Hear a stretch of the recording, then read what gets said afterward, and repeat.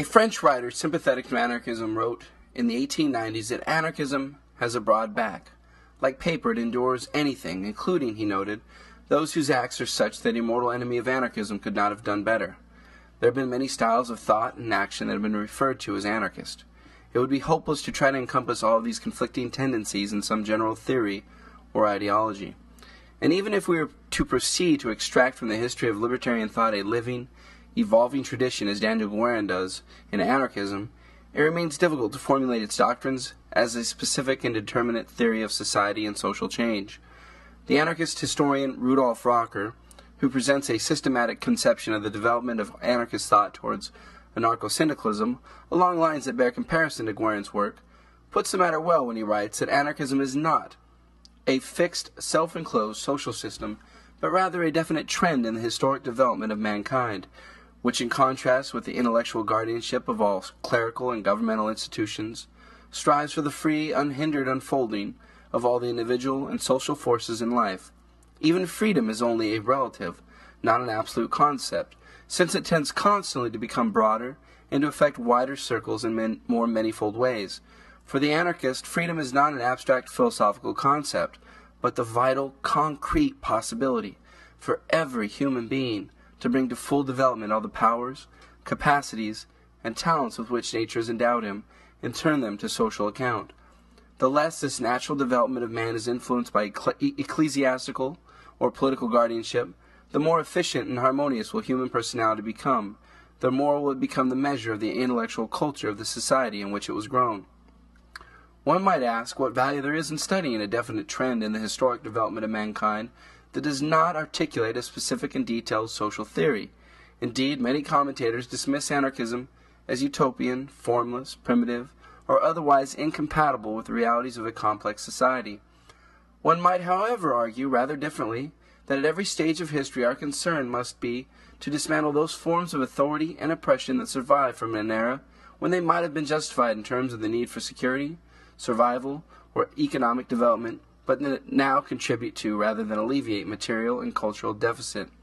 If so, there will be no doctrine of social change fixed for the present and future, nor even necessarily a specific and unchanging concept of the goals towards which social change should tend.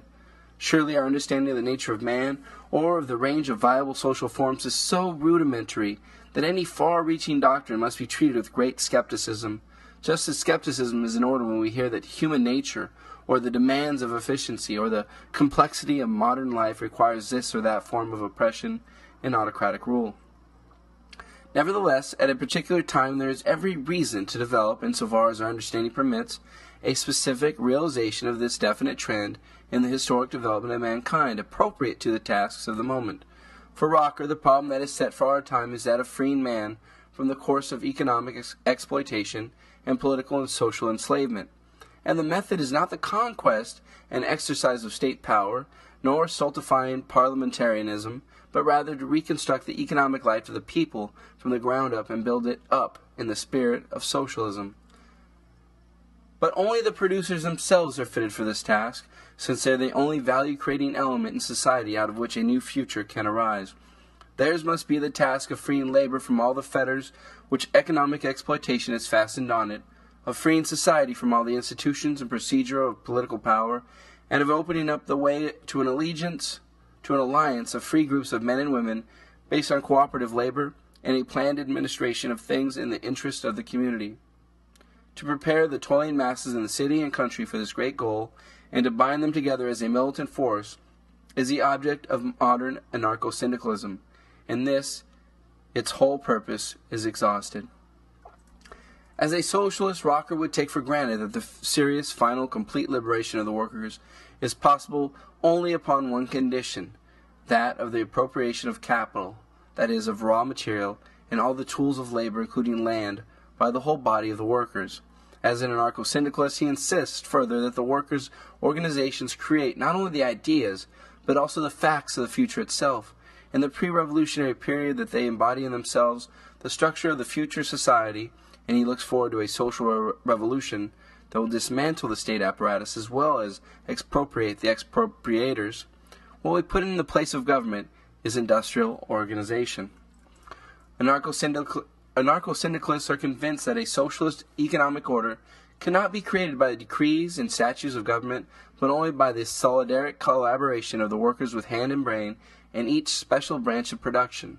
That is, through the taking over the management of all plants by the producers themselves under such form that the separate groups, plants, and branches of industry are independent members of the general economic organism and systematically carry on production and the distribution of the products in the interest of the community on the basis of free mutual agreements.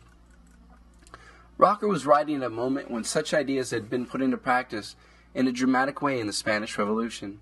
Just prior to the outbreak of the revolution, the anarcho-syndicalist economist Diego Abad de Santillan had written, "In facing the problem of social transformation, the revolution cannot consider the state as a medium, but must depend on the organization of producers. We have followed this norm, and we find no need for the hypothesis of a superior power to organize labor in order to establish a new order of things. We would thank anyone to point out to us what function, if any, the state can have in an economic organization where private property has been abolished and which parasitism and special privilege have no place. The suppression of the state cannot be a languid affair. It must be the task of the revolution to finish with the state. Either the revolution gives a social wealth to the producers, in which case the producers organize themselves for due collective distribution, and the state has nothing to do, or the revolution does not give social wealth to the producers, in which case the revolution has been a lie and the state would continue. Our Federal Council of Economy is not a political power, but an economic and administrative regulating power. It receives its orientation from below and operates in accordance with the resolutions of the regional and national assemblies. It is a liaison corps and nothing else." Engels, in a letter of 1883, expressed his disagreement with this conception as follows. "The anarchists put the thing upside down. They declare that the proletarian revolution must begin by doing away with the political organization of the state. But to destroy it at such a moment would be to destroy the only organism by means of which the victorious proletariat can assert its newly conquered power, hold down its capitalist adversaries, and carry out that economic revolution of society without which the whole victory must end in a new defeat and a mass slaughter of the workers similar to those at the Paris Commune." In contrast, the anarchist, most eloquently Bakunin, warned of the dangers of the red bureaucracy, which would prove to be the most vile and terrible lie that our century has created. The anarcho-syndicalist Fernand Pelletier asked, "Must even the transitory state to which we have to submit necessarily and fatally be a collectivist jail? Can it consist in a free organization limited exclusively by the needs of production and consumption, all political institutions having disappeared?" I do not pretend to know the answers to this question, but it seems clear that unless there is in some form a positive answer, the chances for a truly democratic revolution that will achieve the humanistic ideals of the left are not great. Martin Buber put the problem succinctly when he wrote, "One cannot, in the nature of things, expect a little tree that has been turned into a club to put forth leaves." The question of conquest or destruction of state power is what Bakunin regarded as a primary issue dividing him from Marx. In one form or another, the problem has arisen repeatedly in the century since, dividing libertarian from authoritarian socialists. Despite Bakunin's warnings about red bureaucracy and their fulfillment under Stalin's dictatorship, it would obviously be gross error in interpreting the debates of a century ago to rely on the claims of contemporary social movements as to their historical origins.